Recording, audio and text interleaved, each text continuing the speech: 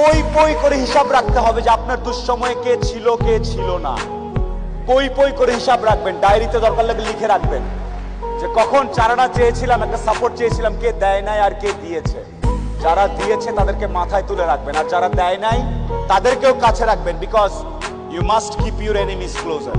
খুব কাছে রাখতে হবে যে কে কি।